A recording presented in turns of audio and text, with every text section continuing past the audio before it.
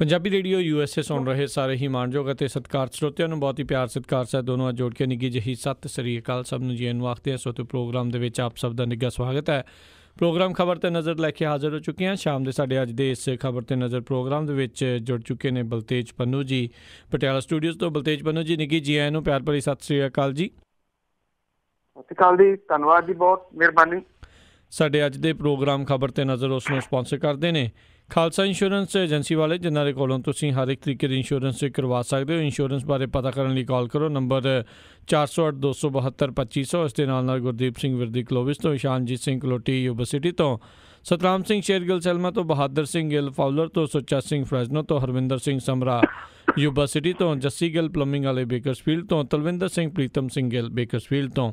ਇਹਨਾਂ ਸਾਰਿਆਂ ਦਾ ਬਹੁਤ ਬਹੁਤ ਧੰਨਵਾਦ। ਜੇਕਰ ਤੁਸੀਂ ਜਾਂ ਕੋਈ ਹੋਰ ਕਾਰੋਬਾਰ ਇਸ ਪ੍ਰੋਗਰਾਮ ਨੂੰ ਸਪਾਂਸਰ ਕਰਨਾ ਚਾਹੁੰਦੇ ਹੋ, ਸੰਪਰਕ ਕਰ ਸਕਦੇ ਹੋ ਨੰਬਰ 408 722 7698 ਦੇ ਉੱਤੇ।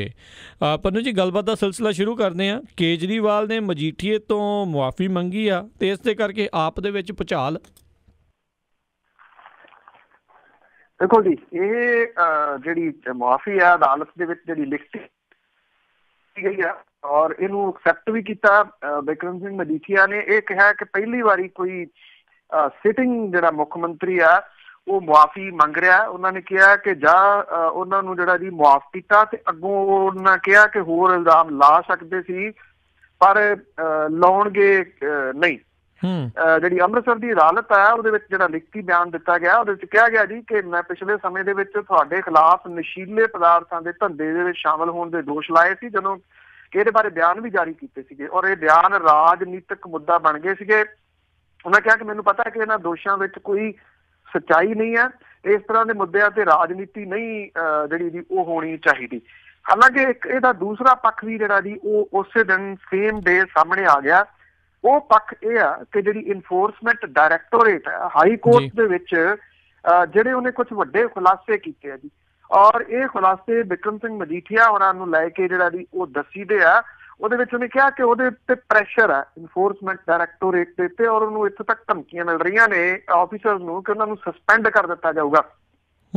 ਇਹ ਹਾਈ ਕੋਰਟ ਦੇ ਉੱਤੇ ਹੁਣ ਡਿਪੈਂਡ ਆ ਜੀ ਕਿ ਹਾਈ ਕੋਰਟ ਜਿਹੜਾ ਇਸ ਮਾਮਲੇ ਨੂੰ ਅੱਗੇ ਕਿਵੇਂ ਜਿਹੜਾ ਉਹ ਤੋਰਦਾ। ਪਰ ਕੁਝ ਵੀ ਹੋਵੇ, ਜਿਹੜੀ ਆਮ ਆਦਮੀ ਪਾਰਟੀ ਹੈ ਜੀ ਉਹਦੇ ਅੰਦਰ ਇਹਨੂੰ ਲੈ ਕੇ ਬੜਾ ਇੱਕ ਤੂਫਾਨ ਜਿਹੜਾ ਉਹ ਖੜਾ ਹੋਣ ਜਾ ਰਿਹਾ ਜੀ। ਕਿਉਂਕਿ ਇੱਕ ਤਾਂ ਜੀ ਜਿਹੜੇ ਵਿਰੋਧੀ ਧਿਰ ਦੇ ਨੇਤਾ ਨੇ ਸੁਖਪਾਲ ਸਿੰਘ ਖਹਿਰਾ, ਉਹਨਾਂ ਨੇ ਟਵੀਟ ਜਿਹੜੇ ਕੀਤੇ ਦੋ।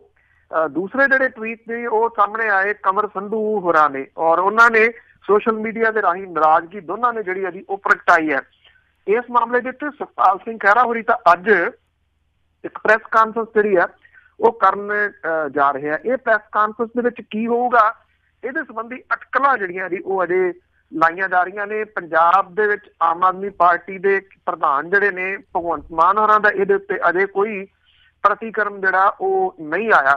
ਪਰ ਜਿਵੇਂ ਸੁਖਪਾਲ ਸਿੰਘ ਖਹਿਰਾ ਤੇ ਕੰਵਰ ਸੰਧੂ ਹੋਰਾਂ ਦਾ ਜਿਹੜਾ ਜੀ ਉਹ ਪ੍ਰਤੀਕਰਮ ਆਇਆ, ਇਹਦੇ ਨਾਲ ਹਿਲਜੁਲ ਜਿਹੜੀ ਆ ਜੀ ਉਹ ਪਾਰਟੀ ਦੇ ਅੰਦਰ ਹੋਣੀ ਯਕੀਨੀ ਆ। ਕਿਸ ਲੈਵਲ ਦੀ ਹੁੰਦੀ ਆ ਇਹ ਮੇਰਾ ਖਿਆਲ ਇੱਕ ਅੱਧੇ ਦਿਨ ਦੇ ਵਿੱਚ ਕਾਫੀ ਕੁਝ ਜਿਹੜਾ ਉਹ ਸਾਹਮਣੇ ਆ ਜਾਊਗਾ।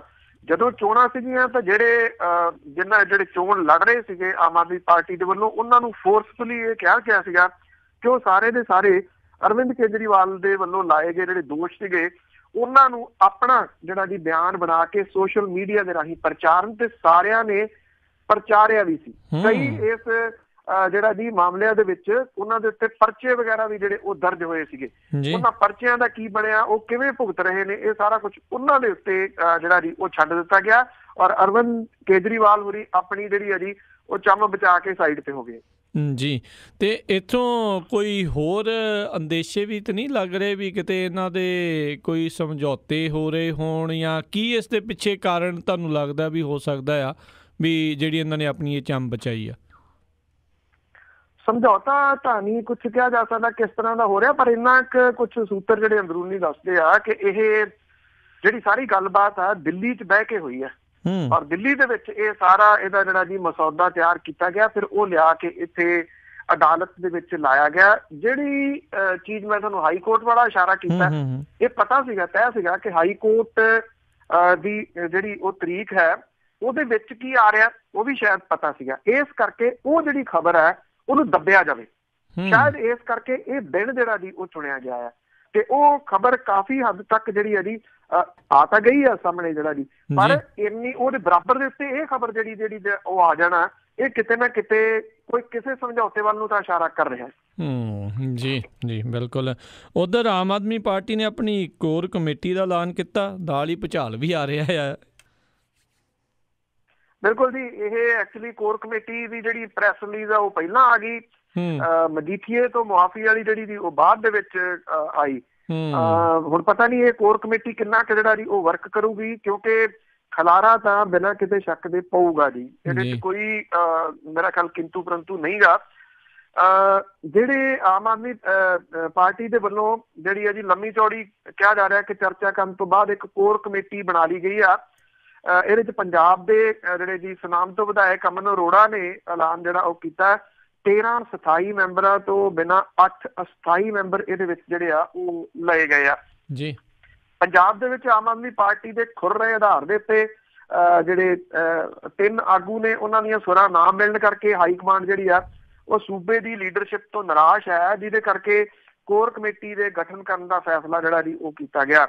ਔਰ ਇਹਦੇ ਵਿੱਚ ਜਿਹੜੇ ਸੰਸਦ ਮੈਂਬਰ ਭਗਵੰਤ ਮਾਨ, ਪ੍ਰੋਫੈਸਰ ਸਾਧੂ ਸਿੰਘ, ਵਿਰੋਧੀ ਧਿਰ ਦੇ ਆਗੂ ਸੁਖਪਾਲ ਸਿੰਘ ਖਹਿਰਾ, ਵਿਧਾਇਕ ਕੰਵਰ ਸੰਧੂ, ਸਰਬਜੀਤ ਕੌਰ ਮਾਣੂਕੇ, ਕੁਲਤਾਰ ਸਿੰਘ ਸੰਧਵਾਂ, ਬਲਜਿੰਦਰ ਕੌਰ, ਗੁਲਸ਼ਨ ਛਾਬੜਾ, ਇੰਦਰਬੀਰ ਸਿੰਘ ਨਿੱਜਰ, ਡਾਕਟਰ ਰਵਜੋਤ ਸਿੰਘ, ਡਾਕਟਰ ਬਲਵੀਰ ਸਿੰਘ, ਮਨਜਿੰਦਰ ਸਿੰਘ ਸਿੱਧੂ, ਅਮਨ ਅਰੋੜਾ ਸ਼ਾਮਲ ਨੇ ਜੀ। ਔਰ ਜਿਹੜੇ ਇਨਵਾਈਟੀ ਮੈਂਬਰ ਇਹਦੇ ਵਿੱਚ ਰਹਿਣਗੇ, ਅਸਥਾਈ ਮੈਂਬਰ ਜਿਹੜੇ ਰਹਿਣਗੇ, ਉਹਦੇ 'ਚ ਹਰਜੋਤ ਸਿੰਘ ਬੈਂਸ, ਗੈਰੀ ਬੜਿੰਗ, ਸੁਖਵਿੰਦਰ ਸਿੰਘ ਸੁੱਖੀ, ਕੁਲਦੀਪ ਸਿੰਘ ਢਾਲੀਵਾਲ, ਪਰਮਜੀਤ ਸਚਦੇਵਾ, ਅਨਿਲ ਠਾਕਰ, ਗੁਰਦੀਪ ਸਿੰਘ ਸੇਖੋਂ ਤੇ ਦਲਬੀਰ ਸਿੰਘ ਢਿੱਲੋਂ ਜਿਹੜੇ ਆ ਜੀ ਉਹ ਸ਼ਾਮਲ ਹੈ ਜੀ। ਜਿਹੜਾ ਸ਼ਾਹਕੋਟ ਦੇ ਵਾਸਤੇ ਵੀ ਜਿਹੜੇ ਜ਼ੋਨ ਪ੍ਰਧਾਨ ਤੇ ਵਰਕਰਾਂ ਦੇ ਨਾਲ ਜਿਹੜਾ ਜੀ ਸਲਾਹ ਕਰਕੇ 1 ਹਫ਼ਤੇ ਦੇ ਅੰਦਰ ਰਿਪੋਰਟ ਤਿਆਰ ਜਿਹੜੀ ਜੀ ਉਹ ਕਰਨ ਦੇ ਵਾਸਤੇ ਕਿਹਾ ਗਿਆ ਆ।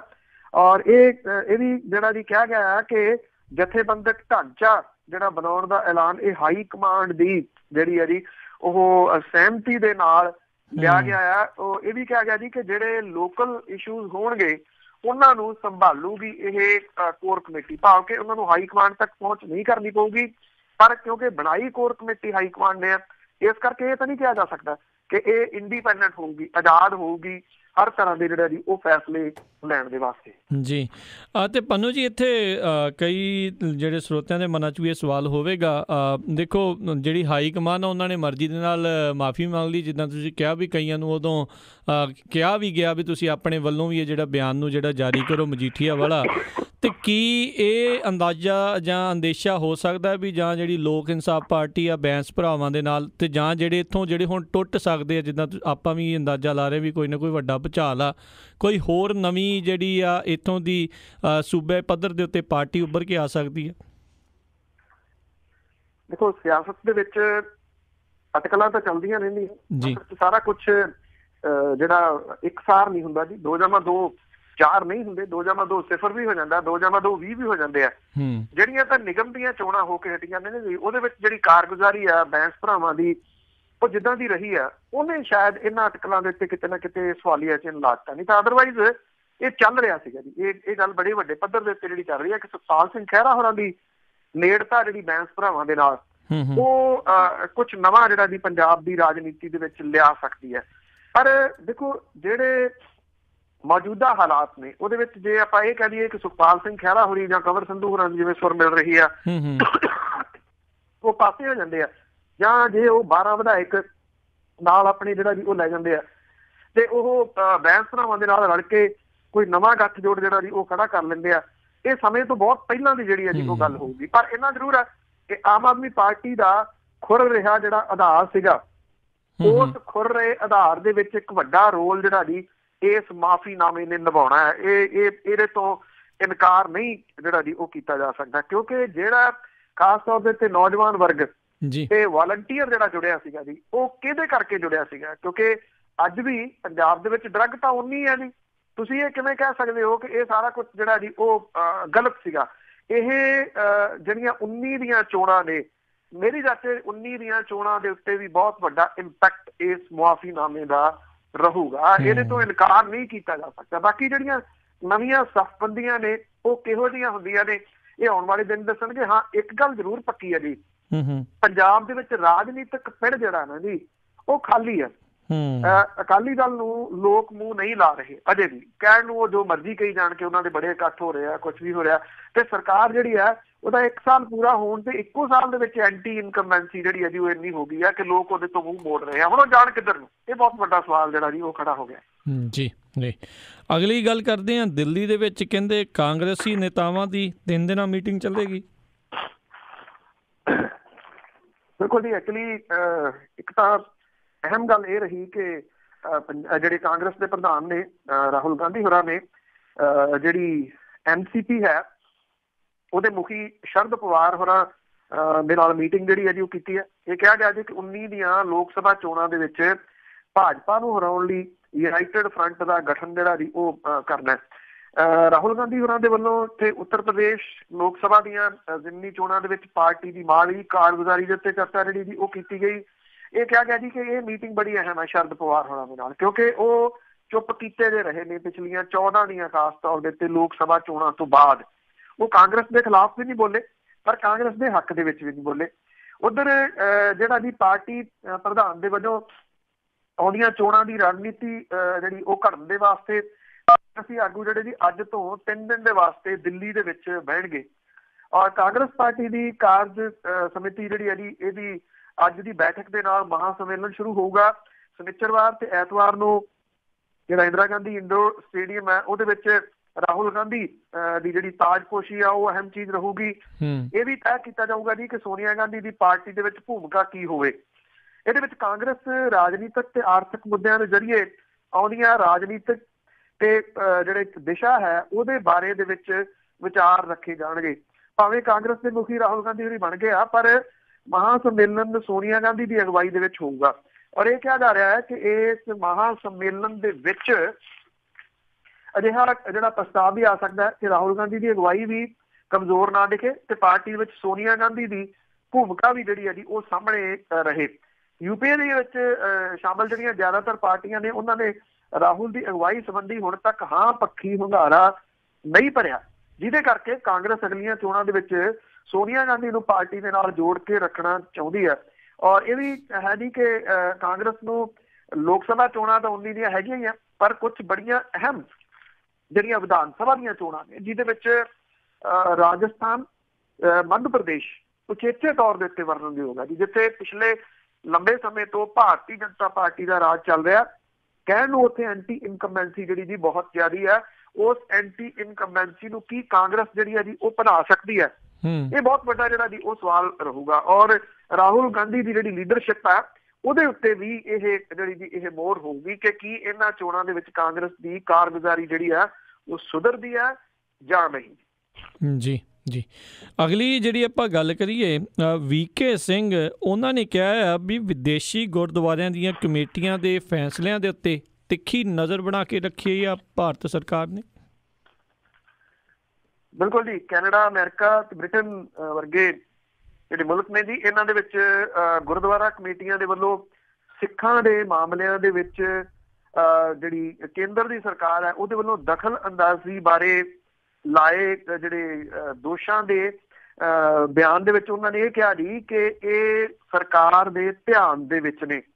ਵਿਦੇਸ਼ੀ ਮਾਮਲਿਆਂ ਦੇ ਬਾਰੇ ਰਾਜ ਮੰਤਰੀ ਨੇ VK ਸਿੰਘ ਉਹਨਾਂ ਨੇ ਰਾਜ ਸਭਾ ਦੇ ਵਿੱਚ ਲਿਖਤੀ ਜਵਾਬ ਦਿੰਦਿਆਂ ਹੋਇਆ ਕਿਹਾ ਕਿ ਇਹਨਾਂ ਕਮੇਟੀਆਂ ਨੇ ਇਹ ਵੀ ਦਾਅਵਾ ਕੀਤਾ ਕਿ ਉਹਨਾਂ ਦੇ ਨਾਲ ਸੰਬੰਧਿਤ ਬਹੁਤ ਸਾਰੇ ਗੁਰਦੁਆਰਿਆਂ ਨੇ ਭਾਰਤ ਸਰਕਾਰ ਦੇ ਕਿਸੇ ਵੀ ਅਧਿਕਾਰੀ ਨੂੰ ਦਾਖਲ ਨਾ ਹੋਣ ਦੇਣ ਦੀ ਹਾਮੀ ਭਰੀ ਸੀਗੀ। VK ਸਿੰਘ ਨੇ ਕਿਹਾ ਕਿ ਸਰਕਾਰ ਕੈਨੇਡਾ, ਅਮਰੀਕਾ, ਬ੍ਰਿਟਨ ਤੇ ਕੁਝ ਹੋਰ ਮੁਲਕਾਂ ਵਿਚਲੀਆਂ ਗੁਰਦੁਆਰਾ ਕਮੇਟੀਆਂ ਤੇ ਜਥੇਬੰਦੀਆਂ ਵੱਲੋਂ ਦਿੱਤੇ ਗਏ ਬਿਆਨਾਂ ਤੋਂ ਜਾਣੂ ਹੈ, ਜਿਹਦੇ ਕਰਕੇ ਇਹ ਦੋਸ਼ ਲਾਇਆ ਸੀਗਾ ਕਿ ਭਾਰਤ ਸਰਕਾਰ ਦੇ ਨੁਮਾਇੰਦਿਆਂ ਦੇ ਵੱਲੋਂ ਸਿੱਖ ਭਾਈਚਾਰੇ ਦੇ ਮਾਮਲਿਆਂ ਦੇ ਵਿੱਚ ਦਖਲਅੰਦਾਜ਼ੀ ਕੀਤੀ ਜਾਂਦੀ ਹੈ ਜੀ।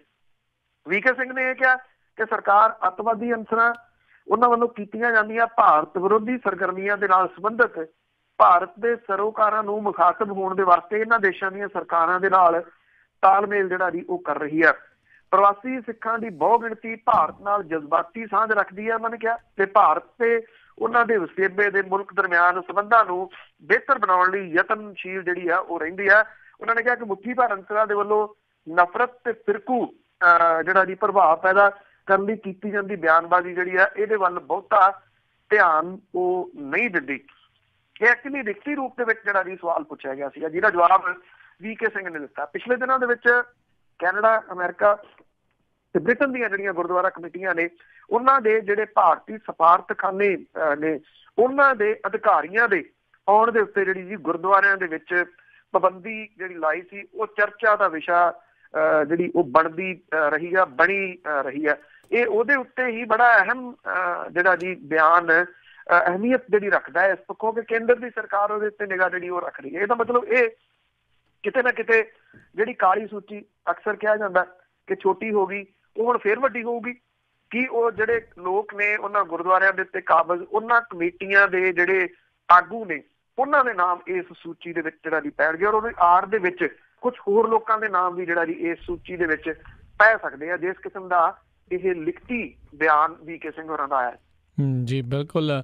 ਆਈ ਥਿੰਕ ਉਦੋਂ ਇਹਨਾਂ ਨੇ ਕਾਫੀ ਜਿਹੜੇ ਗਲਤ ਤਰੀਕੇ ਦੇ ਨਾਲ ਇਸ ਸਾਰੇ ਚੀਜ਼ ਦਾ ਜਿਹੜਾ ਪ੍ਰਚਾਰ ਵੀ ਉਦੋਂ ਹੋਇਆ ਸੀ, ਉਹਨਾਂ ਨੂੰ ਕਿਹਾ ਸੀਗਾ ਵੀ ਉੱਥੇ ਉਹਨਾਂ ਨੂੰ ਸਟੇਜ ਜਿਹੜੀ ਆ ਉਹ ਨਹੀਂ ਦਿੱਤੀ ਜਾਊਗੀ, ਅਤੇ ਇਹ ਚੀਜ਼ ਜਿਹੜੀ ਜ਼ਿਆਦਾ ਦਿਖਾਈ ਗਈ ਸੀ ਉਦੋਂ ਸਾਰੇ ਮੀਡੀਆ ਵੱਲੋਂ ਵੀ ਕਹਿੰਦੇ ਵੀ ਉਹਨਾਂ ਨੂੰ ਗੁਰਦੁਆਰੇ ਦੇ ਵਿੱਚ ਅੰਦਰ ਆਉਣ ਤੋਂ ਹੀ ਜਿਹੜੀ ਮਨਾਹੀ ਹੋਵੇਗੀ।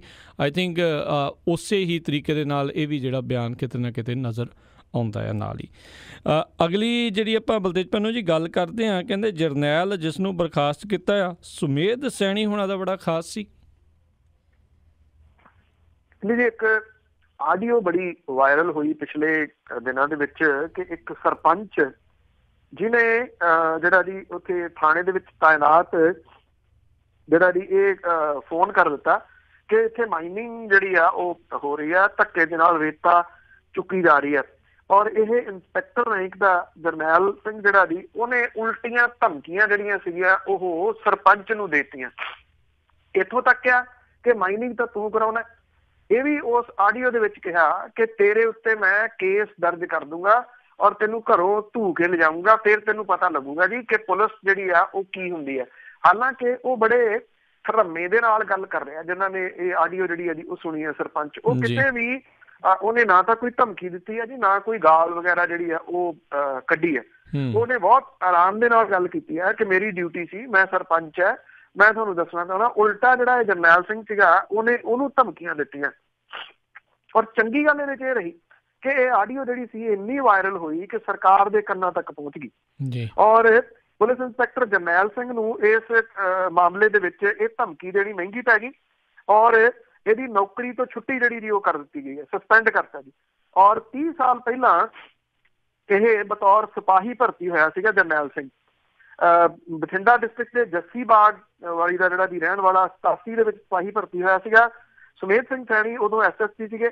ਇਹ ਜਰਨੈਲ ਸਿੰਘ ਉਹਨਾਂ ਦਾ ਗਨਮੈਨ ਹੁੰਦਾ ਸੀਗਾ। ਇੰਸਪੈਕਟਰ ਜਿਹੜਾ ਜਰਨੈਲ ਸਿੰਘ ਹੈ ਉਹ ਡਿਸਟ੍ਰਿਕਟ ਲੁਧਿਆਣਾ ਦੇ ਥਾਣਾ ਮਿਹਰਬਾਨ ਦੇ ਵਿੱਚ ਤਾਇਨਾਤ ਸੀਗਾ। ਔਰ ਜਿਹੜਾ ਜੀ ਪਤਾ ਇਹ ਲੱਗਿਆ ਕਿ ਜਿਹੜੇ ਮਾੜੇ ਦਿਨ ਸੀਗੇ ਪੰਜਾਬ ਦੇ, ਉਹਨਾਂ ਦਿਨਾਂ ਦੇ ਦੌਰਾਨ ਜਰਨੈਲ ਸਿੰਘ ਨੂੰ C2 ਦਿੱਤਾ ਹੋਇਆ ਸੀਗਾ ਜੀ। ਇਹ ਕੈਟਾਗਰੀ ਹੁੰਦੀ ਹੈ ਪੁਲਿਸ ਦੇ ਵਿੱਚ। ਔਰ ਸਾਲ 10 ਦੇ ਵਿੱਚ ਉਹਨੂੰ ਰੈਗੂਲਰ ਹੌਲਦਾਰ ਬਣਾ ਦਿੱਤਾ ਗਿਆ। ਜਿੰਨੀਆਂ ਉਹਦੀਆਂ ਤਰੱਕੀਆਂ ਹੋਈਆਂ ਉਹਦੇ ਵਿੱਚ ਕਿਤੇ ਵੀ ਉਹਨੂੰ ਟੈਸਟ ਨਹੀਂ ਦੇਣ ਦਿੱਤਾ ਗਿਆ, ਭਾਵ ਕਿ ਟੈਸਟ ਤੋਂ ਛੋਟ ਰਹੀ। ਜਦੋਂ ਵੀ ਤਰੱਕੀ ਹੁੰਦੀ ਇੱਕ ਟੈਸਟ ਜਿਹੜਾ ਜੀ ਉਹ ਦੇਣਾ ਪੈਂਦਾ। 10 ਦੇ ਵਿੱਚ ਉਹਨੂੰ ਰੈਗੂਲਰ ਹੌਲਦਾਰ ਬਣਾਇਆ ਗਿਆ। ਬਤੌਰ ਹੌਲਦਾਰ ਥਾਣਾ ਮੌੜ ਦੇ ਵਿੱਚ ਉਹ ਤਾਇਨਾਤ ਰਿਹਾ। ਸੁਮੇਧ ਸਿੰਘ ਸੈਣੀ ਹੋਰੀ ਜਦੋਂ ਪੰਜਾਬ ਦੇ ਸਾਲ 12 ਦੇ ਵਿੱਚ DGP ਬਣੇ ਤਾਂ ਜਰਨੈਲ ਸਿੰਘ ਦੀ ਤਰੱਕੀ ਦੇ ਰਾਹ ਹੋਰ ਖੁੱਲ ਗਏ ਜੀ। ਅਕਾਲੀ ਆਗੂਆਂ ਦੇ ਨਾਲ ਜਰਨੈਲ ਸਿੰਘ ਦੀ ਬਹੁਤ ਨੇੜਤਾ ਰਹੀ ਹੈ। DGP ਉਦੋਂ ਦੇ ਜਿਹੜੇ ਸੈਣੀ ਸੀਗੇ ਜੀ, ਉਹਨਾਂ ਨੇ ਜਰਨੈਲ ਸਿੰਘ ਨੂੰ D2 ਦੇ ਕੇ ASI ਦਾ ਰੈਂਕ ਦੇ ਦਿੱਤਾ। ਕੋਰਸ ਤੋਂ ਵੀ ਜਿਹੜੀ ਸੀ ਉਹ ਛੁੱਟੀ ਦਿੱਤੀ ਗਈ। ਉਸ ਤੋਂ ਬਾਅਦ ਫਿਰ ਤਰੱਕੀ ਦਿੱਤੀ ਗਈ, ਉਹਨੂੰ ਰੈਗੂਲਰ ASI ਬਣਾ ਦਿੱਤਾ ਗਿਆ। DGP ਸੈਣੀ ਹੋਰਾਂ ਨੇ ਇਸ ਤੋਂ ਬਾਅਦ A2 ਦੇ ਕੇ ਜਰਨੈਲ ਸਿੰਘ ਨੂੰ ਸਬ ਇੰਸਪੈਕਟਰ ਬਣਾਤਾ। ਥੋੜੇ ਸਮੇਂ ਤੋਂ ਬਾਅਦ ਉਹਨੂੰ ਰੈਗੂਲਰ ਸਬ ਇੰਸਪੈਕਟਰ ਜਿਹੜਾ ਜੀ ਉਹ ਬਣਾਤਾ। ਪੁਲਿਸ ਨੇ ਸਾਰੇ ਕੋਰਸਾਂ ਤੋਂ ਉਹਨੂੰ ਜਿਹੜੀ ਜੀ ਉਹ ਛੋਟ ਦਿੱਤੀ। ਜਦੋਂ ਗੈਂਗਸਟਰ ਦਵਿੰਦਰ ਬਬੀਹਾ ਪੁਲਿਸ ਦਾ ਮੁਕਾਬਲਾ ਹੋਇਆ ਉਹਦੇ ਨਾਲ, ਤਾਂ ਉਦੋਂ ਥਾਣਾ ਫੂਲ ਦੇ ਵਿੱਚ ਜਿਹੜਾ ਜੀ ਉਹ ਥਾਣੇਦਾਰ ਸੀਗਾ, ਔਰ ਉਦੋਂ ਜਰਨੈਲ ਸਿੰਘ ਨੂੰ ਲੋਕਲ ਰੈਂਕ ਦਾ ਇੰਸਪੈਕਟਰ ਜਿਹੜਾ ਸੀ ਉਹ ਬਣਾ ਦਿੱਤਾ ਗਿਆ। ਜਦੋਂ ਸਰਕਾਰ ਬਦਲ ਗਈ ਤਾਂ ਜਰਨੈਲ ਸਿੰਘ ਨੇ ਥਾਣਾ ਲੁਧਿਆਣਾ ਦੇ ਵਿੱਚ ਜਿਹੜੀ ਸੀਗੀ ਜੀ ਆਪਣੀ ਡਿਊਟੀ ਲਵਾ ਲਈ। ਉੱਥੇ ਉਹ ਲੱਗਿਆ ਹੋਇਆ ਸੀ। ਇਹ ਪੋਲ ਨਾ ਖੁੱਲਦੀ ਜੇ ਸਰਪੰਚ ਜਿਹੜਾ ਜੀ ਉਹ ਫੋਨ ਨਾ ਕਰਦਾ ਔਰ ਉਸ ਫੋਨ ਨੂੰ ਉਹ ਰਿਕਾਰਡ ਕਰਕੇ ਵਾਇਰਲ ਨਾ ਕਰ ਦਿੰਦਾ ਜੀ। ਤੋ ਇਹਨੇ ਇੱਕ ਤਾਂ ਦੇਖੋ ਪੋਲ ਜਿਹੜੀ ਆ ਉਹ ਪੁਲਿਸ ਦੀ ਤਾਂ ਖੋਲੀ ਆ ਜੀ ਕਿ ਕਿਵੇਂ ਇਹ ਲੋਕ ਜਿਹੜੇ ਆ ਜੀ ਉਹ ਇਗਨੋਰ ਕਰ ਰਹੇ ਆ ਸਭ ਕਾਸੇ ਨੂੰ, ਜਿਹਦੇ ਕਰਕੇ ਮਾਈਨਿੰਗ ਹੋ ਰਹੀ ਆ।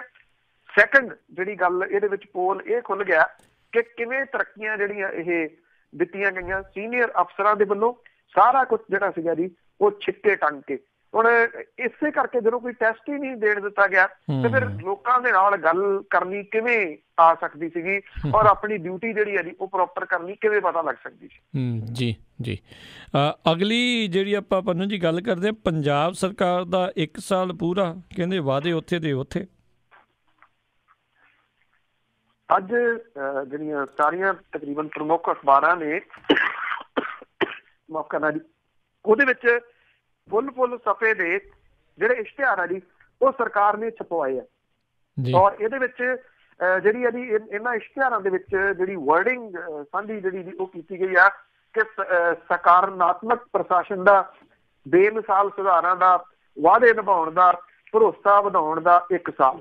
ਔਰ ਇਹ ਕਿਹਾ ਗਿਆ ਜੀ ਕਿ ਜਿੰਨੇ ਅਸੀਂ ਤੁਹਾਡੇ ਨਾਲ ਜਿਹੜੇ ਵਾਅਦੇ ਕੀਤੇ ਸੀਗੇ ਉਹ ਪੂਰੇ ਜਿਹੜੇ ਆ ਜੀ ਉਹ ਕੀਤੇ ਆ। ਔਰ ਇਹ ਕਿਹਾ ਗਿਆ ਜੀ ਕਿ ਪੰਜਾਬ ਦਾ ਵਿਸ਼ਵਾਸ, ਕੈਪਟਨ ਦੀ ਸਰਕਾਰ, ਤਰੱਕੀ 1 ਸਾਲ ਦੀ, ਇਹ ਜਿਹੜਾ ਜੀ ਉਹ ਕਿਹਾ ਗਿਆ। ਪਰ ਕੁਛ ਤਸਵੀਰਾਂ ਇੱਕ ਦੂਜਾ ਪੱਖ ਵੀ ਜਿਹੜਾ ਜੀ ਉਹ ਦਿਖਾਉਂਦੀਆਂ ਨੇ ਜੀ। ਜਿਹੜਾ ਕੈਪਟਨ ਅਮਰਿੰਦਰ ਸਿੰਘ ਹੋਰਾਂ ਨੇ ਜਿਹੜੀ ਸਹੁੰ ਖਾਧੀ ਸੀਗੀ ਕਿ 4 ਹਫ਼ਤਿਆਂ ਦੇ ਵਿੱਚ ਨਸ਼ਾ ਜਿਹੜਾ ਜੀ ਉਹ ਖਤਮ ਕਰ ਦਿੱਤਾ ਜਾਊਗਾ। 15 ਦਸੰਬਰ ਤੇ 2015 ਨੂੰ ਬਠਿੰਡਾ ਦੇ ਵਿੱਚ ਉਹਨਾਂ ਨੇ ਇਹ ਗੱਲ ਕਹੀ ਸੀ ਕਿ ਮੈਨੂੰ ਗੁਟਕਾ ਸਾਹਿਬ ਦੀ ਸਹੁੰ 4 ਹਫ਼ਤਿਆਂ ਦੇ ਵਿੱਚ ਨਸ਼ੇ ਦੇ ਕਾਰੋਬਾਰ ਦਾ ਲੱਕ ਤੋੜ ਦੇਊਗਾ। ਔਰ ਕੱਲ ਜਿਹੜਾ ਜੀ ਇੱਥੇ ਮਾਫ਼ ਕਰਨਾ ਜਨਵਰੀ ਮਹੀਨੇ ਦੇ ਵਿੱਚ ਤਰਨਤਾਰਨ ਦੇ ਵਿੱਚ ਇੱਕ ਨੌਜਵਾਨ ਦੀ ਮੌਤ ਹੋਈ। ਉਹਦੇ ਕਫਨ ਦੇ ਉੱਤੇ ਜਿਹੜਾ ਜੀ ਇੱਕ ਵਾਰੀ ਫਿਰ ਤਰਨਤਾਰਨ ਦੇ ਵਿੱਚ ਲਿਖ ਕੇ ਪੂਰੇ ਜਿਹੜਾ ਸੀਗਾ ਜੀ ਪੱਟੀ ਦੇ ਖੇਤਰ ਦੇ ਵਿੱਚ ਇਹ ਜਲੂਸ ਕੱਢਿਆ ਗਿਆ ਔਰ ਇਹ ਕਿਹਾ ਗਿਆ ਕਿ ਨੌਜਵਾਨ ਉਸੇ ਤਰੀਕੇ ਦੇ ਨਾਲ ਨਸ਼ੇ ਦੇ ਵਿੱਚ ਜਿਹੜਾ ਜੀ ਉਹ ਮਰ ਰਹੇ ਆ। ਕਿਉਂਕਿ ਜਿਹੜੀਆਂ ਵਿਧਾਨ ਸਭਾ ਦੀਆਂ ਚੋਣਾਂ ਸੀਗੀਆਂ ਜੀ ਉਹਦੇ ਵਿੱਚ ਸਭ ਤੋਂ ਵੱਡਾ ਜਿਹੜਾ ਜੀ ਇਹੀ ਬਣ ਕੇ ਉੱਭਰਿਆ ਸੀ ਇਸ਼ੂ ਨਸ਼ਿਆਂ ਦਾ। ਇਹ ਕਿਹਾ ਗਿਆ ਜੀ ਕਿ ਹੁਣ ਜਿਹੜਾ ਕਿਹਾ ਇਹ ਜਾ ਰਿਹਾ ਕਿ ਤਰੀਕੇ ਬਦਲ ਗਏ। ਵੱਡੀ ਖੇਪ ਦੀ ਬਜਾਏ ਛੋਟੇ ਪਾਊਚ ਕੈਪਸੂਲ ਦੇ ਵਿੱਚ ਹੈਰੋਇਨ, ਸਮੈਕ ਤੇ ਚਰਸ ਜਿਹੜੀ ਆ ਜੀ ਉਹ ਵੇਚੀ ਜਾ ਰਹੀ ਹੈ। ਫੜੀ ਘੱਟ ਜਾਂਦੀ ਹੈ, ਜਦੋਂ ਘੱਟ ਫੜੀ ਜਾਂਦੀ ਹੈ ਤਾਂ ਜ਼ਮਾਨਤ ਮਿਲ ਜਾਂਦੀ ਹੈ। ਔਰ ਜੇ ਕਾਰਵਾਈ ਹੋਈ ਆ ਜਿਹੜੀ STF ਆ, ਜੇ ਉਹਨੇ ਕਾਰਗੁਜ਼ਾਰੀ ਦਿਖਾਈ ਆ ਤਾਂ ਫਿਰ ਇੰਨਾ ਕੁਛ ਜਿਹੜਾ ਜੀ ਉਹ ਕਿੱਥੋਂ ਆ ਰਿਹਾ ਸੀ, ਕਿਸ ਜਗ੍ਹਾ ਤੋਂ ਜਿਹੜਾ ਜੀ ਉਹ ਆ ਰਿਹਾ। ਹੁਣ ਸਵਾਲ ਜਿਹੜਾ ਜੀ 2 ਨੇ। ਇੱਕ ਤਾਂ ਜਿਹੜੀ ਸਰਕਾਰ ਇਹ ਕਹਿੰਦੀ ਆ ਜੀ ਕਿ ਸਾਡੇ ਕੋਲੇ ਕੁਛ ਹੈ ਨੀਗਾ, ਖਜ਼ਾਨੇ ਦੇ ਵਿੱਚ ਖਜ਼ਾਨਾ ਜਿਹੜਾ ਜੀ ਉਹ ਖਾਲੀ ਕਰ ਗਏ, ਇਹਦੇ ਵਿੱਚ ਕੋਈ ਸ਼ੱਕ ਵੀ ਨਹੀਂ ਗਾ ਜੀ। ਪਿਛਲੀ ਸਰਕਾਰ ਜਿਹੜੀ ਆ ਜਿਸ ਕਿਸਮ ਦੇ ਨਾਲ ਉਹ ਲੁੱਟ ਮਚਾ ਕੇ ਗਈ ਆ, ਪੰਜਾਬ ਦਾ ਮੁੜ ਕੇ ਪੈਰਾਂ ਸਿਰ ਹੋਣਾ ਏਡਾ ਸੌਖਾ ਨਹੀਂ ਜਾਪਦਾ। ਸਰਕਾਰ ਅਸਲੀਅਤ ਜਿਹੜੀ ਆ ਜੀ ਉਹ ਦੱਸਣ ਤੋਂ ਇਨਕਾਰੀ ਕਿਉਂ ਆ, ਇਹ ਸਭ ਤੋਂ ਵੱਡਾ ਜਿਹੜਾ ਜੀ ਉਹ ਸਵਾਲ ਆ। 1 ਸਾਲ ਦੇ ਦੌਰਾਨ ਇਹ ਕਿਹਾ ਗਿਆ ਸੀਗਾ ਵਿਧਾਨ ਸਭਾ ਚੋਣਾਂ ਦੇ ਦੌਰਾਨ ਕਿ ਅਸੀਂ ਵਾਈਟ ਪੇਪਰ ਜਾਰੀ ਕਰਾਂਗੇ ਕਿ ਜੋ ਕਿਵੇਂ ਇਹਨਾਂ ਨੇ ਖਜ਼ਾਨਾ ਲੁੱਟਿਆ ਜੀ। ਉਹ ਵਾਈਟ ਪੇਪਰ ਕਿਤੇ ਦਿਸਿਆ ਨਹੀਂ। ਅਜੇ ਵੀ 1 ਸਾਲ ਪੂਰਾ ਹੋਣ ਦੇ ਉੱਤੇ ਵੀ ਕੋਈ ਵਾਅਦਾ ਏਦਾਂ ਦਾ ਨਹੀਂ ਕੀਤਾ ਗਿਆ ਕਿ ਉਹ ਵਾਈਟ ਪੇਪਰ ਜਿਹੜਾ ਜੀ ਉਹ ਦਿਖਾਉਣਗੇ। ਇੱਕ ਤਾਂ ਸਰਕਾਰ ਕਹਿੰਦੀ ਖਜ਼ਾਨੇ 'ਚ ਕੁਛ ਹੈ ਨਹੀਂ ਗਾ। ਦੂਜਾ ਵਾਅਦਾ ਜਿਹੜਾ ਜੀ ਉਹ ਇਹ ਕਰਦੀ ਆ ਕਿ ਰੈਵਨਿਊ ਵੱਧ ਗਿਆ ਜੀ ਸਾਡੇ ਆਉਂਦੇ। ਜੇ ਰੈਵਨਿਊ ਵੱਧ ਗਿਆ ਤੇ ਫਿਰ ਖਜ਼ਾਨਾ ਖਾਲੀ ਕਿਵੇਂ ਹੋ ਗਿਆ ਜੀ। ਇਹ 2 ਜਿਹੜੇ ਇਹਨਾਂ ਦੀ ਆਪਸੀ ਵਿਰੋਧੀ ਜਿਹੜੇ ਜੀ ਉਹ ਬਿਆਨ ਕਹੇ ਜਾ ਸਕਦੇ ਆ। ਜਿਹੜਾ ਪੰਜਾਬ ਦਾ ਪਾਣੀ, ਪੰਜਾਬ ਦੇ ਵਾਸਤੇ ਇਹ ਬਹੁਤ ਵੱਡਾ ਜਿਹੜਾ ਜੀ ਸਵਾਲ ਸੀਗਾ। ਚਲੋ ਇਹ ਤਾਂ ਜਿਹੜੀ ਸੁਪਰੀਮ ਕੋਰਟ ਦੇ ਵਿੱਚ ਹੈ, ਇਹਨੂੰ ਪਾਸੇ ਕਰ ਦਿੱਤਾ ਜਾਵੇ। 4 ਹਫ਼ਤਿਆਂ ਦੇ ਵਿੱਚ ਪੰਜਾਬ 'ਚੋਂ ਨਸ਼ਾ ਖਤਮ ਹੋਊਗਾ। 1100 FIR ਦੇ ਵਿੱਚ ਦਾਵਾ, ਵੱਡੇ ਤਸਕਰ ਕਾਬੂ, ਕੋਈ ਵੱਡਾ ਤਸਕਰ ਜਿਹੜਾ ਜੀ ਉਹ ਨਹੀਂ ਫੜਿਆ ਗਿਆ। ਕਹਾਣੀ ਉੱਥੇ ਦੀ ਉੱਥੇ ਹੀ ਆ। ਕਰਜ਼ਾ ਕੁਰਕੀ ਖਤਮ, ਫਸਲ ਦੀ ਪੂਰੀ ਰਕਮ। 10.25 ਲੱਖ ਕਿਸਾਨਾਂ ਚੋਂ 76,000 ਕਿਸਾਨਾਂ ਦਾ ਕਰਜ਼ਾ ਮਾਫ਼ ਹੋਇਆ। 15,000 ਏਕੜ ਚੋਂ 329 ਕਰੋੜ ਕਰਜ਼ਾ ਜਿਹੜੀ ਉਹ ਮਾਫੀ ਆ। ਕੈਪਟਨ ਨੇ ਸਹੁੰ ਚੁੱਕੀ, ਘਰ ਵਿੱਚ ਇੱਕ ਨੌਕਰੀ ਪੱਕੀ, ਇਹ ਵੀ ਵਾਅਦਾ ਸੀਗਾ ਜੀ। 2200 ਸਰਕਾਰੀ ਨੌਕਰੀਆਂ, 9200 ਜੌਬ ਅੰਡਰ ਪ੍ਰੋਸੈਸ ਜਿਹੜੀਆਂ ਜੀ ਉਹ ਕਈਆਂ ਗਈਆਂ ਨੇ। ਵਪਾਰ ਉਦਯੋਗ ਦੇ ਵਾਸਤੇ 5 ਰੁਪਏ ਬਿਜਲੀ, ਫਿਕਸ ਚਾਰਜਸ ਲਾਉਣ ਤੋਂ ਬਾਅਦ 7.5 ਰੁਪਏ ਯੂਨਿਟ ਜਿਹੜੀ ਹੈ ਜੀ ਬਿਜਲੀ ਪੈ ਰਹੀ ਹੈ। ਕਿਵੇਂ ਦਿੱਤੀ ਜਾ ਰਹੀ ਆ। ਔਰਤਾਂ ਦੇ ਵਾਸਤੇ ਨੌਕਰੀਆਂ ਦੇ ਵਿੱਚ 33% ਰਾਖਵਾਂਕਰਨ, ਇਹ ਵੀ ਵਾਅਦਾ ਸੀਗਾ ਜੀ। ਪੰਚਾਇਤਾਂ ਦੇ ਵਿੱਚ 50% ਰਿਜ਼ਰਵੇਸ਼ਨ ਕਰ ਦਿੱਤੀ ਗਈ ਹੈ। ਨੌਕਰੀਆਂ ਵਾਲੀ ਕੋਈ ਕਹਾਣੀ ਨਹੀਂ ਜੀ। ਕੈਪਟਨ ਦਾ ਐਲਾਨ ਹਰ ਗਰੀਬ ਨੂੰ ਮਕਾਨ, ਇਹ ਵੀ ਵਾਅਦਾ ਸੀਗਾ ਜੀ। ਇਹ ਸਕੀਮ ਅਜੇ ਤੱਕ ਤੁਰ ਹੀ ਨਹੀਂ ਸਕੀ ਵੀ ਅੱਗੋਂ ਕਿੱਥੋਂ ਤੁਰਨੀ ਹੈ। OBC ਦੇ ਵਾਸਤੇ ਸਕੀਮਾਂ ਸੀਗੀਆਂ ਜੀ, ਸਕੀਮਾਂ ਬਣੀਆਂ ਹੀ ਨਹੀਂ ਅਜੇ ਤੱਕ। ਸਾਬਕਾ ਸੈਨਿਕਾਂ ਨੂੰ ਜਿਹੜਾ ਜੀ ਉਹ ਰੱਖਿਅਕ ਦੇ ਤੌਰ ਦੇ ਉੱਤੇ ਰੱਖਿਆ ਜਾਊਗਾ, ਮਹਿਜ਼ ਐਲਾਨ ਤੱਕ ਜਿਹੜਾ ਜੀ ਉਹ ਸੀਮਤ ਹੈ।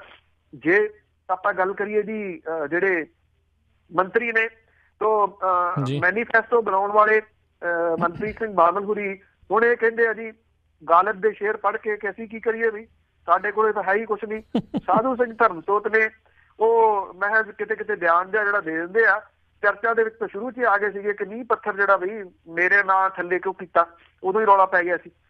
ਜਿਹੜੇ ਹੈਗੇ ਨੇ ਸਿੱਖਿਆ ਮੰਤਰੀ, ਇਹ ਕਿਹਾ ਜਾਂਦਾ ਜੀ ਕਿ ਉਹਨਾਂ ਦਾ ਕੰਮ ਜ਼ਿਆਦਾ ਜਿਹੜਾ ਉਹਨਾਂ ਦੇ ਹਸਬੈਂਡ ਕਰਦੇ ਆ, ਇਸ ਕਰਕੇ ਉਹਨਾਂ ਦੀ ਕੋਈ ਕਾਰਗੁਜ਼ਾਰੀ ਕਿਤੇ ਜਿਹੜੀ ਉਹ ਹੈ ਨਹੀਂ ਜੀ। ਰਜ਼ੀਆ ਸੁਲਤਾਨਾ ਹੁਰੀ ਨੇ ਜੀ ਉਹ ਦਿਸਦਾ ਹੀ ਨਹੀਂ ਕਿਤੇ, ਉਹਨਾਂ ਡਿਪਾਰਟਮੈਂਟ ਕਿਹੜਾ ਕੀ ਕਰ ਰਹੇ ਨੇ ਉਹ। ਜਿਹੜੇ ਤ੍ਰਿਪਤ ਰਜਿੰਦਰ ਸਿੰਘ ਬਾਜਵਾ ਨੇ ਪਾਰਟੀ ਦੇ ਵਿੱਚ ਤਾਂ ਸਰਗਰਮ ਨਜ਼ਰ ਆਉਂਦੇ ਆ ਕਿ ਕਿਹਨੂੰ ਮਨਾਉਣਾ ਕਿਹਨੂੰ ਹਰਾਉਣਾ, ਪਰ ਉਹਨਾਂ ਦਾ ਜਿਹੜੇ ਆਪਣੇ ਮਹਿਕਮੇ ਦੇ ਵਿੱਚ ਕਾਰਗੁਜ਼ਾਰੀ ਜਿਹੜੀ ਹੈ ਜੀ ਉਹ ਕੁਛ ਨਹੀਂ ਹੈਗੀ। ਨਵਜੋਤ ਸਿੰਘ ਸਿੱਧੂ ਹੋਰੀ ਨੇ ਬੜੀ ਸਰਗਰਮੀ ਉਹਨਾਂ ਨੇ ਜਿਹੜੀ ਜੀ ਉਹ ਦਿਖਾਈ, ਪਰ ਇਹ ਥੋੜੀ ਸਰਗਰਮੀ ਉਹਨਾਂ ਨੂੰ ਮਹਿੰਗੀ ਵੀ ਜਿਹੜਾ ਜੀ ਉਹ ਪੈ ਗਈ। ਇਸ ਕਰਕੇ ਇਸ ਟਾਈਮ ਉਹ ਜਿਹੜਾ ਜੀ ਫੂਕ ਕੇ ਕਦਮ ਰੱਖਦੇ ਆ ਔਰ ਬਹੁਤਾ ਜਿਹੜਾ ਜੀ ਉਹ ਪਾਸੇ ਹੀ ਲੱਗੇ ਹੋਏ ਆ। ਰਾਣਾ ਗੁਰਜੀਤ ਸਿੰਘ ਹੋਰਾਂ ਦਾ ਪਤਾ ਹੀ ਹੈ ਜੀ ਕਿ ਕਿਵੇਂ ਆਏ ਕਦੋਂ ਗਏ, ਇਹ ਸਾਰੀ ਜਿਹੜੀ ਜੀ ਉਹ ਕਹਾਣੀ ਰਹੀ। ਬ੍ਰਹਮ ਮਹਿੰਦਰਾ ਹੁਰੀ ਨੇ ਜੀ ਔਰ ਉਹ ਕੈਪਟਨ ਅਮਰਿੰਦਰ ਸਿੰਘ ਹੋਰਾਂ ਦੇ ਕਾਫੀ ਨਜ਼ਦੀਕੀ ਆ, ਪਰ ਜੋ ਹਸ਼ਰ ਸਿਹਤ ਵਿਭਾਗ ਦਾ ਜਿਹੜਾ ਜੀ ਉਹ ਹੋਇਆ ਪਿਆ, ਇਹ ਓਵਰਨਾਈਟ ਕਿਵੇਂ ਠੀਕ ਹੋ ਜਾਊਗਾ ਜਾਂ ਸਾਲਾਂ ਦੇ ਵਿੱਚ ਵੀ ਕਿਵੇਂ ਠੀਕ ਹੋ ਜਾਊਗਾ, ਅਜੇ ਇਹਦੇ ਸੰਬੰਧੀ ਕੋਈ ਖਰੜਾ ਉਹਨਾਂ ਦੇ ਸਾਹਮਣੇ ਨਹੀਂ ਲਿਆਂਦਾ। ਇੱਕ ਚਰਨਜੀਤ ਸਿੰਘ ਚੰਨੀ ਹੁਰੀ ਵੀ ਹੈਗੇ ਆ ਜੀ, ਉਹ ਹਾਥੀ ਦੇ ਉੱਤੇ ਚੜ੍ਹ ਕੇ ਸਵਾਰੀ ਕਈ ਵਾਰੀ ਜਿਹੜੀ ਜੀ ਉਹ ਕਰ ਲੈਂਦੇ ਆ ਕਿ ਉਹਨਾਂ ਨੂੰ ਚੰਗਾ ਮਹਿਕਮਾ ਜਿਹੜਾ ਮਿਲ ਜੇ, ਵੈਸੇ ਕੈਬਨਿਟ ਮੰਤਰੀ ਹੈ। ਜੀ ਜੀ। ਅਗਲੀ ਜਿਹੜੀ ਪੰਨੂ ਜੀ ਆਪਾਂ ਗੱਲ ਕਰਦੇ ਹਾਂ ਹੁਣ, ਜਿੱਦਾਂ 2019 ਦੀਆਂ ਚੋਣਾਂ ਨਜ਼ਦੀਕ ਆ ਰਹੀਆਂ, ਵੱਖ-ਵੱਖ ਪਾਰਟੀਆਂ ਦੇ ਮਿਲੇ ਸੁਰ ਮੇਰਾ ਤੁਮਾਰਾ ਹੋ ਰਿਹਾ।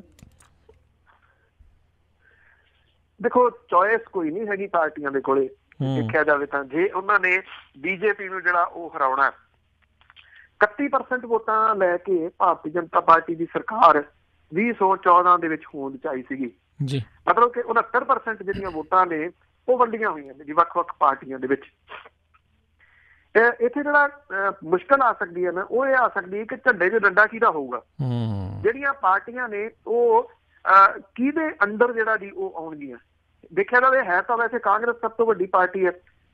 ਕਾਂਗਰਸ ਦੀ ਜਿਹੜੀ ਆਪਾਂ 3 ਦਿਨਾਂ ਦੀ ਗੱਲ ਕੀਤੀ ਆ, ਉਹਦੇ ਵਿੱਚ ਇਹ ਪਤਾ ਲੱਗੂਗਾ ਕਿ ਰਾਹੁਲ ਗਾਂਧੀ ਦੇ ਵਿੱਚ ਭਰੋਸਾ ਕਿੰਨਾ ਕੁ ਜਿਹੜਾ ਜੀ ਉਹ ਪ੍ਰਗਟ ਹੁੰਦਾ, ਔਰ ਰਾਹੁਲ ਗਾਂਧੀ ਕੀ ਕਾਂਗਰਸ ਦੇ ਨੇਤਾ ਵਜੋਂ ਉੱਭਰ ਸਕਦੇ ਆ, ਇਹ ਬਹੁਤ ਵੱਡਾ ਸਵਾਲ ਹੈ ਜੀ। ਇਹਦੇ ਉੱਤੇ ਬਹੁਤ ਕੁਝ ਡਿਪੈਂਡ ਕਰੂਗਾ। ਉੱਤਰ ਪ੍ਰਦੇਸ਼ ਦੇ ਵਿੱਚ ਜਿਹੜੀਆਂ ਚੋਣਾਂ ਜ਼ਿਮਨੀ ਚੋਣਾਂ ਹੋ ਕੇ ਹਟੀਆਂ ਨੇ, ਉਹਦੇ ਵਿੱਚ ਜਿਵੇਂ ਸਮਾਜਵਾਦੀ ਪਾਰਟੀ ਤੇ ਬਹੁਜਨ ਸਮਾਜ ਪਾਰਟੀ, ਉਹਨਾਂ ਦੀ ਰਲ ਕੇ ਕਾਰਗੁਜ਼ਾਰੀ ਜਿਹੜੀ ਹੈ ਜੀ ਉਹ ਰਹੀ ਆ। ਮਤਲਬ ਜਿਹੜੇ ਉੱਥੋਂ ਦੇ ਮੁੱਖ ਮੰਤਰੀ ਨੇ ਉਹਦੀ ਸੀਟ ਖਾਲੀ ਹੋਈ ਜਿਵੇਂ ਹਰਾ ਦਿੱਤੀ ਹੈ ਜੀ, ਇਹ ਕਿਤੇ ਨਾ ਕਿਤੇ ਉੱਤਰ ਪ੍ਰਦੇਸ਼ ਦੇ ਵਿੱਚ ਇੱਕ ਖਤਰੇ ਦੀ ਘੰਟੀ ਭਾਰਤੀ ਜਨਤਾ ਪਾਰਟੀ ਦੇ ਵਾਸਤੇ ਵੱਡੀ ਕਹੀ ਜਾ ਸਕਦੀ ਹੈ। ਪਰ 2 ਸੀਟਾਂ ਜਿੱਤਣ ਦੇ ਉੱਤੇ ਹੀ ਸਾਰਾ ਕੁਝ ਬਦਲ ਜੂਗਾ, ਇਹ ਨਹੀਂ ਕਿਹਾ ਜਾ ਸਕਦਾ। ਇਹ ਸਾਰਾ ਕੁਝ ਜਿਹੜਾ ਜੀ ਉਹ ਚੇਂਜ ਹੋ ਗਿਆ ਹੈ, ਪੋਸੀਬਲ ਨਹੀਂ ਹੈ। ਹੁਣ ਜਿਹੜੇ ਹੈਗੇ ਨੇ ਜੀ ਸਮਾਜਵਾਦੀ ਪਾਰਟੀ ਦੇ ਵੱਲੋਂ ਜਿਹੜੇ ਅਖਿਲੇਸ਼ ਯਾਦਵ, ਉਹ ਇੱਕ ਤਾਂ ਜਿਹੜੇ ਜੀ ਮਿਲ ਕੇ ਵੀ ਆਏ ਮਾਇਆਵਤੀ ਹੋਰਾਂ ਨੂੰ, ਇਹ ਵੀ ਕਿਹਾ ਕਿ ਅਸੀਂ ਸਾਰਾ ਕੁਝ ਪੁਰਾਣੀ ਕੁੜੱਤਣ ਜਿਹੜੀ ਆ ਉਹ ਭੁੱਲ ਜਾਣੀ ਚਾਹੁੰਦੇ ਆ ਤੇ ਇਹ ਕੁੜੱਤਣ ਜਿਹੜੀ ਕਾਇਮ ਨਹੀਂ ਰਹਿਣੀ ਚਾਹੀਦੀ। ਅਖਿਲੇਸ਼ ਯਾਦਵ ਨੇ ਇਹ ਵੀ ਕਹਿਤਾ ਕਿ ਕਾਂਗਰਸ ਦੇ ਪ੍ਰਧਾਨ ਰਾਹੁਲ ਗਾਂਧੀ ਵੀ ਯੰਗ ਨੇ, ਮੈਂ ਵੀ ਯੰਗ ਹਾਂ, ਇਸ ਕਰਕੇ ਸਾਡੀ ਜਿਹੜੀ ਸੁਰ ਹੈ ਉਹ ਆਪਸ ਦੇ ਵਿੱਚ ਮਿਲਦੀ ਹੈ। ਇਹ ਬਿਆਨ ਬੜਾ ਅਹਿਮੀਅਤ ਦੇ ਨਾਲ ਜਿਹੜਾ ਜੀ ਉਹ ਵੇਖਿਆ ਜਾ ਸਕਦਾ ਹੈ। ਭਾਵ ਕਿ ਸਮਾਜਵਾਦੀ ਪਾਰਟੀ, ਬਹੁਜਨ ਸਮਾਜ ਪਾਰਟੀ, ਕਾਂਗਰਸ, ਜੇ ਇਹ ਜਿਹੜਾ ਜੀ ਉਹ ਮਿਲਦੇ ਆ, ਸ਼ਰਦ ਪਵਾਰ ਹੋਰਾਂ ਦੇ ਨਾਲ ਮੁਲਾਕਾਤ ਜਿਹੜੀ ਹੈ ਜੀ ਰਾਹੁਲ ਗਾਂਧੀ ਨੇ ਕੀਤੀ ਹੈ, ਤਾਂ ਇਹ ਜਿਹੜਾ ਜੀ। ਔਰ ਸੈਕੰਡਲੀ ਜਿਹੜੀਆਂ ਰੀਜਨਲ ਪਾਰਟੀਜ਼ ਨੇ ਉਹਨਾਂ ਦੇ ਉੱਤੇ ਬੜੀ ਜਿਹੜੀ ਹੈ ਜੀ ਉਹ ਨਿਗਾਹ ਰਹੂਗੀ। ਇਸ ਗੱਲ ਦੀ ਉਮੀਦ ਹੈ ਕਿ ਮਮਤਾ ਬੈਨਰਜੀ ਜਿਹੜੀ ਆ ਉਹ ਵੀ ਇਹਦੇ ਥੱਲੇ, ਇਸ ਝੰਡੇ ਦੇ ਥੱਲੇ ਆ ਸਕਦੀ ਹੈ। ਪਰ ਇਹ ਸਾਰਾ ਕੁਝ ਡਿਪੈਂਡ ਕਰੂਗਾ ਝੰਡਾ ਕਿਹਦਾ ਹੋਵੇ, ਕਿਉਂਕਿ ਕਾਂਗਰਸ ਕਦੀ ਵੀ ਇਹ ਬਰਦਾਸ਼ਤ ਨਹੀਂ ਕਰੂਗੀ ਕਿ ਉਹਦੇ ਤੋਂ ਬਿਨਾਂ ਇਹ ਝੰਡਾ ਕਿਸੇ ਹੋਰ ਦਾ ਹੋਵੇ ਤੇ ਕਾਂਗਰਸ ਉਸ ਝੰਡੇ ਦੇ ਥੱਲੇ ਜਾਵੇ। ਕਿਉਂਕਿ ਜੇ ਕਾਂਗਰਸ ਉਸ ਝੰਡੇ ਦੇ ਥੱਲੇ ਜਾਂਦੀ ਹੈ ਤੇ ਕਾਂਗਰਸ ਦੀ ਹੋਂਦ ਨੂੰ ਜਿਹੜਾ ਜੀ ਉਹ ਖਤਰਾ ਖੜਾ ਹੋ ਜਾਊਗਾ। ਦੂਜੇ ਪਾਸੇ ਕਾਂਗਰਸ ਦੀ ਕਾਰਗੁਜ਼ਾਰੀ ਜਿਹੜੇ ਪਿਛਲੇ ਸਾਲਾਂ ਦੇ ਦੌਰਾਨ ਰਹੀ ਆ, 2-3 ਸਾਲਾਂ ਦੇ ਦੌਰਾਨ, ਉਹ ਤਕਰੀਬਨ ਇਸ ਤਰ੍ਹਾਂ ਦੀ ਹੈ ਕਿ ਜਿਹੜੀਆਂ ਸਿਆਸੀ ਪਾਰਟੀਆਂ ਨੇ ਉਹ ਕਹਿ ਸਕਦੀਆਂ ਨੇ ਕਿ ਤੁਸੀਂ ਤਾਂ ਆਪ ਸਾਰੀਆਂ ਚੋਣਾਂ ਹਾਰਦੇ ਤੁਰੇ ਆਉਂਦੇ ਹੋ, ਇਸ ਕਰਕੇ ਅਸੀਂ ਤੁਹਾਡੇ ਥੱਲੇ ਕਿਵੇਂ ਆ ਸਕਦੇ ਹਾਂ। ਇੱਕ ਹੋਰ ਅਹਿਮ ਧਿਰਾ ਜੀ ਖੱਬੇ ਸੱਜੇ, ਜਿਹੜਾ ਜਿਨ੍ਹਾਂ ਦੇ ਤਕਰੀਬਨ ਮੋਰਚੇ ਜਿਹੜੇ ਆ ਜੀ ਉਹ ਪੱਟੇ ਗਏ ਆ। ਬੇਸ਼ੱਕ ਤ੍ਰਿਪੁਰਾ ਦੇ ਵਿੱਚ ਜਿਹੜੀ ਬੀਜੇਪੀ ਆ ਗਈ ਆ, ਉੱਥੇ ਜਿਹੜਾ ਵੋਟ ਪਰਸੈਂਟੇਜ ਹੈ ਉਹ 1.5% ਜਿਹੜਾ ਜੀ ਉਹ ਰਿਹਾ, ਔਰ ਇਸ ਕਰਕੇ ਮਤਲਬ ਕਿ ਉਹਨਾਂ ਦਾ ਵੋਟ ਬੈਂਕ ਤਾਂ ਉੱਥੇ ਕਾਇਮ ਹੈ। ਥੋੜੇ ਵੋਟ ਬੈਂਕ ਦੇ ਫਰਕ ਦੇ ਨਾਲ ਹੀ ਉੱਥੇ ਜਿਹੜੀ ਜੀ ਕਾਬਜ਼ ਹੋਈ ਆ। ਖੱਬੇ ਸੱਜੇ ਅਜੇ ਉਹੀ ਗਲਤੀਆਂ ਕਰੀ ਜਾਣਗੇ ਜਾਂ ਆਪਣੇ ਵੀ ਟਿੰਡ 'ਚ ਕਰਨਾ ਜਿਹੜਾ ਜੀ ਉਹ ਪਾ ਕੇ ਰੱਖਣਗੇ। ਇਹਦੇ ਉੱਤੇ ਜਿਹੜਾ ਜੀ ਉਹ ਡਿਪੈਂਡ ਕਰੂਗਾ। ਜੇ ਉਹ ਕਾਂਗਰਸ ਦੇ ਨਾਲ ਜਿਹੜਾ ਜੀ ਉਹ ਆਉਂਦੇ ਆ, ਫਿਰ ਦੂਜੀਆਂ ਜਿਹੜੀਆਂ ਪਾਰਟੀਆਂ ਨੇ ਉਹਨਾਂ ਦੀ ਹਿਚਕਚਾਹਟ ਜਿਹੜੀ ਆ ਜੀ ਘਟੂਗੀ ਕਾਂਗਰਸ ਦੇ ਝੰਡੇ ਥੱਲੇ ਆਉਣ ਦੇ ਵਾਸਤੇ। ਇਸ ਕਰਕੇ ਅਗਲੇ ਕੁਝ ਮਹੀਨੇ ਜਿਹੜੇ ਆ ਜੀ ਉਹ ਬੜੇ ਅਹਿਮ ਰਹਿਣਗੇ ਕਿ ਜਿਹੜਾ 69% ਜਿਹੜਾ ਇਹ ਵੋਟ ਬੈਂਕ ਹੈ ਜਿਹੜਾ ਕਿ ਖਿਲਰਿਆ ਪਿਆ ਉਹ ਇਕੱਠਾ ਹੁੰਦਾ। ਜੇ ਉਹ ਇਕੱਠਾ ਹੁੰਦਾ ਮਤਲਬ ਅੱਧਾ ਵੀ ਇਕੱਠਾ ਹੋ ਜਾਂਦਾ ਤੇ ਤਾਂ ਵੀ ਇੱਕ ਵੱਡਾ ਫੇਰ ਬਦਲ ਜਿਹੜਾ ਜੀ ਉਹ ਹੋ ਸਕਦਾ ਹੈ, ਪਰ ਇਹਦੇ ਨਾਲ ਅਜੇ ਜੇ ਲੱਗੀ ਹੋਈ ਹੈ। ਜੀ ਜੀ ਜਾਂਦੇ ਪੰਨੂ ਜੀ ਗੱਲ ਕਰੀਏ, ਬੜੀ ਮਾੜੀਆਂ ਖਬਰਾਂ ਆਉਂਦੀਆਂ ਨੇ, 2 ਹੋਰ ਕਿਸਾਨਾਂ ਵੱਲੋਂ ਖੁਦਕੁਸ਼ੀ। ਇਹ ਰੁਕਣ ਦਾ ਨਾਮ ਨਹੀਂ ਲੈ ਰਹੀਆਂ ਜਿਹੜੀਆਂ ਖੁਦਕੁਸ਼ੀਆਂ ਨੇ, ਉਸੇ ਤਰੀਕੇ ਦੇ ਨਾਲ ਜਾਰੀ ਨੇ। ਧੂਰੀ ਦੇ ਵਿੱਚ ਅਮਰੀਕ ਸਿੰਘ ਸੀਗਾ ਜੀ 52 ਸਾਲਾਂ ਦਾ, ਉਹਨੇ ਬਾਦਸ਼ਾਹਪੁਰ ਦਾ ਰਹਿਣ ਵਾਲਾ ਸੀਗਾ। ਉਹਨੇ ਰੇਲਵੇ ਲਾਈਨ ਦੇ ਉੱਤੇ ਜਾ ਕੇ ਜਿਹੜਾ ਜੀ ਉਹ ਬਾਤ ਕਰਦਾ ਜੀ, ਉਹਨੇ ਰੇਲ ਗੱਡੀ ਦੇ ਮੂਹਰੇ ਜਿਹੜਾ ਜੀ ਉਹ ਖੁਦਕੁਸ਼ੀ ਕਰ ਲਈ। ਉਹਨੇ ਆਪਣੀ ਕੁੜੀ ਦੇ ਵਿਆਹ ਤੇ ਮੁੰਡੇ ਦੇ ਵਿਆਹ ਟਾਈਮ ਦੀ ਜ਼ਮੀਨ ਉਹਨੂੰ ਵੇਚਣੀ ਪਈ ਸੀ। ਉਹਦੇ ਕੋਲੇ ਕਰੀਬ 26 ਵੀਘੇ ਜ਼ਮੀਨ ਰਹਿ ਗਈ। ਇਸ ਕਿਸਾਨ ਦੇ ਸਿਰ ਬੈਂਕਾਂ ਤੇ ਆੜਤੀਆਂ ਦਾ 20 ਲੱਖ ਰੁਪਏ ਦਾ ਕਰਜ਼ਾ ਸੀਗਾ ਜੀ, ਔਰ ਜਿਹੜਾ ਜੀ 174 ਦੇ ਤਹਿਤ ਕਾਰਵਾਈ ਜਿਹੜੀ ਦੀ ਉਹ ਕਰਤੀ ਗਈ। ਦੂਜੀ ਖੁਦਕੁਸ਼ੀ ਜਿਹੜੀ ਹੈ ਜੀ ਕੋਟਕਪੂਰਾ ਦੇ ਨੇੜੇ ਪਿੰਡ ਪੈਂਦੇ ਧੂੜਕੋਟ ਦੇ ਵਿੱਚ ਹੋਈ ਆ, ਜਿੱਥੇ ਜ਼ਹਿਰੀਲੀ ਦਵਾਈ ਪੀ ਕੇ ਇੱਕ ਕਿਸਾਨ ਨੇ ਖੁਦਕੁਸ਼ੀ ਜਿਹੜੀ ਆ ਜੀ ਉਹ ਕੀਤੀ ਆ। ਗੁਰਦੇਵ ਸਿੰਘ ਸੀਗਾ, ਇਹ 55 ਸਾਲਾਂ ਦਾ ਇਹ ਸੀਗਾ ਜੀ, ਔਰ ਇਹਦੇ ਸਿਰ 5 ਲੱਖ ਰੁਪਏ ਦਾ ਕਰਜ਼ਾ ਸੀਗਾ ਜਿਹੜਾ ਉਹ ਚੁਕਾ ਨਹੀਂ ਸਕਿਆ। ਉਹਦੇ ਸਿਰ ਦੇ ਉੱਤੇ ਕਰਜ਼ੇ ਦੇ ਬੋਝ ਕਰਕੇ ਜਿਹੜਾ ਜੀ ਉਹ ਪਰੇਸ਼ਾਨ ਰਹਿੰਦਾ ਸੀਗਾ। ਸਵਾਲ ਫਿਰ ਉਹ ਆ ਜਾਂਦਾ ਜੀ, ਜਿੰਨੀ ਕੁ ਆਪਾਂ ਗੱਲਬਾਤ ਜਿਹੜੀ ਹੈ ਜੀ ਸਾਰੀ ਕੀਤੀ ਆ ਪੰਜਾਬ ਦੀ, ਜੇ ਆਪਾਂ ਪੰਜਾਬ ਦੇ ਸੰਦਰਭ ਦੇ ਵਿੱਚ ਦੇਖੀਏ, ਬੜੇ ਸਾਰੇ ਇਸ਼ਤਿਹਾਰ ਜਿਹੜੇ ਆ ਜੀ ਉਹ ਲੱਗੇ ਆ। ਅੱਜ 1 ਸਾਲ ਪੂਰਾ ਹੋਣ ਦੇ ਉੱਤੇ ਜਾਂ ਸਰਕਾਰ ਕਹਿੰਦੀ ਹੈ ਦੇਖੋ ਜੀ ਅਸੀਂ ਕਿੰਨੇ ਕਰਜ਼ੇ ਜਿਹੜੇ ਆ ਉਹ ਲਾਹ ਦਿੱਤੇ ਆ। ਇਹ ਜਿਹੜੀਆਂ ਖੁਦਕੁਸ਼ੀਆਂ ਨੇ ਇਹਨਾਂ ਦੀ ਇਹਦੇ ਰੁਕੀਆਂ ਸੀ ਇੱਕੋ ਟਾਈਮ ਦੇ ਉੱਤੇ। ਰੁਕੀਆਂ ਉਦੋਂ ਸੀਗੀਆਂ ਜਦੋਂ ਵੋਟਾਂ ਪੈਣ ਤੋਂ ਲੈ ਕੇ ਨਤੀਜੇ ਆਉਣੇ ਸੀ, ਉਹਦੇ ਦੌਰਾਨ ਦਾ ਜੇ ਤੁਸੀਂ ਕੱਢ ਲਓ ਸਾਰਾ ਜਿਹੜਾ ਜੀ ਫਿਗਰ, ਤੇ ਖੁਦਕੁਸ਼ੀ ਨਹੀਂ ਸੀ, ਕਿਉਂਕਿ ਇੱਕ ਆਸ ਸੀਗੀ ਕਿਸਾਨਾਂ ਨੂੰ ਤੇ ਜਿਹੜੀ ਪਾਰਟੀ ਆਊਗੀ ਉਹ ਉਹਨਾਂ ਦੀ ਬਾਂਹ ਫੜੂਗੀ। ਖਜ਼ਾਨੇ ਦੇ ਹਾਲਾਤ ਕੀ ਨੇ ਉਦੋਂ ਪਾਰਟੀਆਂ ਨੇ ਨਹੀਂ ਦੇਖਿਆ ਜੀ। ਔਰ ਦੂਜੀ ਗੱਲ ਜਿਹੜੀ ਸਭ ਤੋਂ ਵੱਡੀ ਹੈ ਜੀ ਕਿ ਕੀ ਕਰਜ਼ਾ ਮੁਆਫੀ ਜਿਹੜੀ ਆ ਉਹ ਹੱਲ ਹੈ? ਇਹ ਬਹੁਤ ਵੱਡਾ ਜਿਹੜਾ ਜੀ ਉਹ ਸਵਾਲ ਹੈ। ਸ਼ਾਇਦ ਕਿਤੇ ਨਾ ਕਿਤੇ ਇਹਦਾ ਜਵਾਬ ਜਿਹੜਾ ਜੀ ਉਹ ਨਾ ਦੇ ਵਿੱਚ ਹੈ। ਔਰ ਦੂਸਰਾ, ਜਿਸ ਤਰੀਕੇ ਦੇ ਨਾਲ ਇਹ ਕਰਜ਼ਾ ਮੁਆਫੀ ਜਿਹੜੀ ਹੈ ਨਾ ਜੀ ਉਹ ਕੀਤੀ ਜਾ ਰਹੀ ਆ, ਇਹ ਹੋਰ ਵੀ ਮੈਂ ਸਮਝਦਾ ਕਿ ਇਹ ਜਿਹੜਾ ਜੀ ਉਹ ਖਤਰਨਾਕ ਹੈ ਕਿ ਗਰੀਬ ਲੱਭੋ, ਫਿਰ ਗਰੀਬਾਂ ਚੋਂ ਜਿਹੜੇ ਆ ਉਹ ਗਰੀਬ ਲੱਭੋ। ਇਸ ਕਰਕੇ ਇਹ ਜਿਹੜੀ ਆ ਜੀ ਬੇਆਸ ਹੋ ਗਏ ਕਿਸਾਨ। ਇਹ ਜਿਹੜੀਆਂ ਖੁਦਕੁਸ਼ੀਆਂ ਦੀ ਨਿਰੰਤਰ ਜਾਰੀ ਨੇ। ਪਿਛਲੇ ਦਿਨਾਂ ਦੇ ਵਿੱਚ ਨਾਸਿਕ ਤੋਂ ਮੁੰਬਈ ਤੱਕ ਤੁਰ ਕੇ ਆਉਣ ਵਾਲੇ ਕਿਸਾਨਾਂ ਨੇ ਜਿਵੇਂ ਸਰਕਾਰ ਝੁਕਾਈ ਹੈ, ਉੱਥੋਂ ਜਿਹੜਾ ਜੀ ਸਿੱਖਣਾ ਚਾਹੀਦਾ ਇਹਨਾਂ ਕਿਸਾਨਾਂ ਨੂੰ ਕਿ ਖੁਦਕੁਸ਼ੀ ਕਿਸੇ ਸਮੱਸਿਆ ਦਾ ਹੱਲ ਨਹੀਂ, ਲੜਾਈ ਜਿਹੜੀ ਹੈ ਜੀ ਉਹ ਹੱਲ ਜ਼ਰੂਰ ਹੋ ਸਕਦਾ। ਜੀ ਜੀ, ਬਹੁਤ ਬਹੁਤ ਧੰਨਵਾਦ ਬਲਤੇਜ ਪੰਨੂ ਜੀ, ਤੁਸੀਂ ਸਾਡੇ ਨਾਲ ਜੁੜੇ, ਇਹਨਾਂ ਖਬਰਾਂ ਬਾਰੇ ਸਾਨੂੰ ਵਿਸਤਾਰ ਜਾਣਕਾਰੀ ਦਿੱਤੀਆਂ। ਅਗਲੀ ਵਾਰ ਤੱਕ ਲਈ ਬਹੁਤ ਬਹੁਤ ਧੰਨਵਾਦ, ਬੜੀ ਮਿਹਰਬਾਨੀ। ਸਤਿ ਸ੍ਰੀ ਅਕਾਲ ਜੀ। ਧੰਨਵਾਦ ਜੀ, ਬਹੁਤ ਮਿਹਰਬਾਨੀ ਜੀ। ਥੋੜੇ ਸਿਹਤ ਠੀਕ ਨਾ ਹੋਣ ਕਰਕੇ ਮੈਨੂੰ ਥੋੜਾ ਵਿੱਚੋਂ ਅਟਕਣਾ ਪਿਆ ਜੀ, ਉਹਦੀ ਮਾਫੀ ਚਾਹੁੰਦਾ। ਧੰਨਵਾਦ ਜੀ, ਸਤਿ ਸ਼੍ਰੀ ਅਕਾਲ। ਧੰਨਵਾਦ, ਸਤਿ ਸ਼੍ਰੀ ਅਕਾਲ। ਅਤੇ ਸਰੋਤਿਓ, ਇੱਥੇ ਹੀ ਸਾਡਾ ਅੱਜ ਦਾ ਇਹ ਪ੍ਰੋਗਰਾਮ ਹੁਣ ਸਮਾਪਤ ਹੈ। ਮਿਲਾਂਗੇ ਤੁਹਾਨੂੰ ਸਾਰਿਆਂ ਨੂੰ ਅਗਲੀ ਵਾਰ। ਉਦੋਂ ਤੱਕ ਲਈ ਮੇਰੇ ਵੱਲੋਂ ਵੀ ਤੁਹਾਨੂੰ ਸਾਰਿਆਂ ਨੂੰ ਬਹੁਤ ਪਿਆਰ ਸਤਿਕਾਰ ਸਹਿਤ ਨਾਲ ਜੋੜ ਕੇ ਨਿੱਘੀ ਜਿਹੀ ਸਤਿ ਸ੍ਰੀ ਅਕਾਲ। ਜਿਉਂਦੇ ਵਾਸਤੇ ਰਹੋ, ਹੱਸਦੇ ਖੇਲਦੇ ਰਹੋ, ਸੁਣਦੇ ਰਹੋ ਪੰਜਾਬੀ ਰੇਡੀਓ USA।